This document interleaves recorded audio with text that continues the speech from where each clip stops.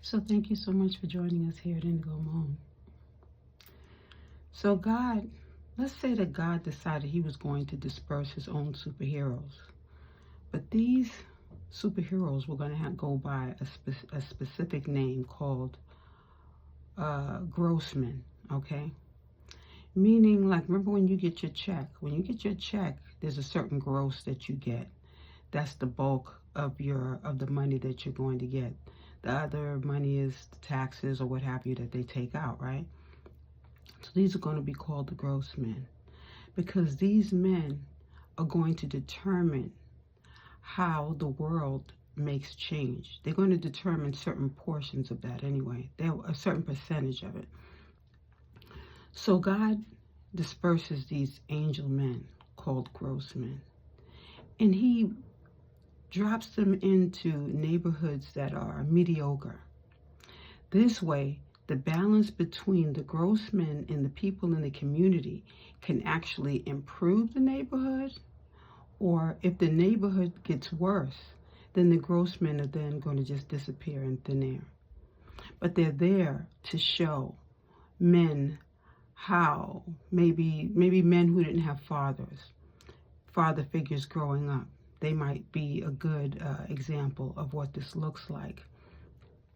They might give women new hope and show these women how or what they should be expecting from men. And this grants new hope, great hope in different neighborhoods, and it begins to improve the world. But then there's always certain people who are going to be jealous, envious of these men. Those people will be the ones that either help the neighborhood or hurt the neighborhood.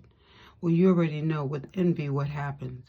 So if they pull the neighborhood down, then the gross men will disappear in thin air, and the neighborhood will get worse. And the neighborhood will get so bad that corruption comes. Now, if we had the option of knowing, because God disperses angels in everyone's life, and I mean everyone's life. But when they don't look like what you perceive them to be, because everyone has their own predetermined ideas. You think that an angel's going to look like this, and the person will appear in your life, and you don't know what they look like. So you say, man, they just here. In fact, I'm going to use this person. In fact, I'm going to let the person stay over here, but, I'm going to control their destiny. But see, here's the thing. These gross men have such purity that you have no choice but to love them. The women adore these men. But the men, sometimes, it depends on the circumstances, right? I remember traveling to Utah years ago, and I went to the store. And in the store, they had all these different, they had spiritual videos. They had, in the back, they had these, I'll say, holy undergarments. And these underwear were like undergarments, I have to say that. It was so white and so light. Oh my goodness, I just wanted to buy a pair, but they were $5 a piece. So I said, you know what? I'm going to get about 5 pair. That way I know, because the material is so soft. I get to the register and the woman says, let me see your ID. I said, what do you mean? ID for underwear? Come on. The lady says, no.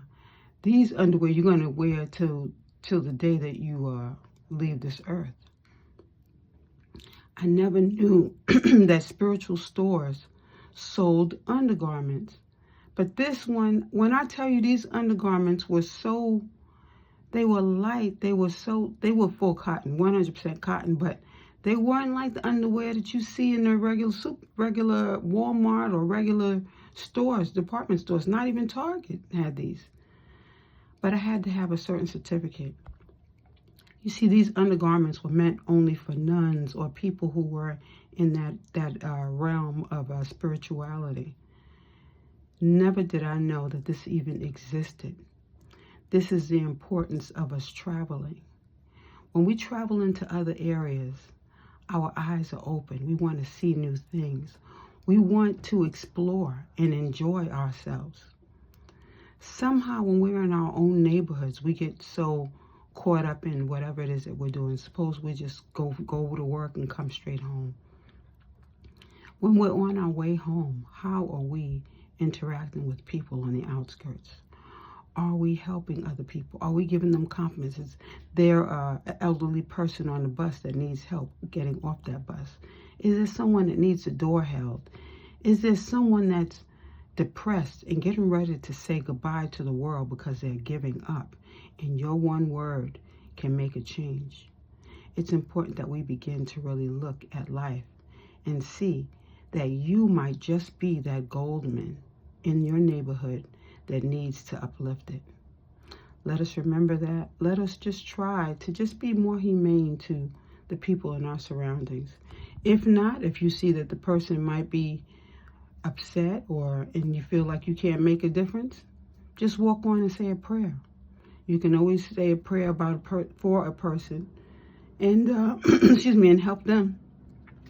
And only you and God will know that you were making a difference. Excuse me. But there is a difference that we all can make.